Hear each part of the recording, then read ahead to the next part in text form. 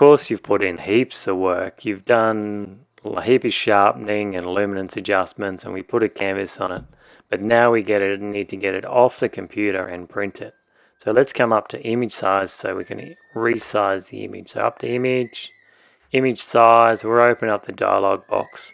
So firstly, all we need to do is make sure we've got the right parameter selected, and here it's centimeters. I'm going to change this to 30 centimeters because that's how wide I want the image, and check that the resolution's at 300. You've got this resampling. So what the resampling does is it preserves the details, makes things smoother or sharper, but I prefer just to leave it on automatic because Photoshop knows when you make it smaller or bigger, and then all we have to do is click OK, and the image is resized to our perfected size, and then we can go in and save it and print it. Lovely.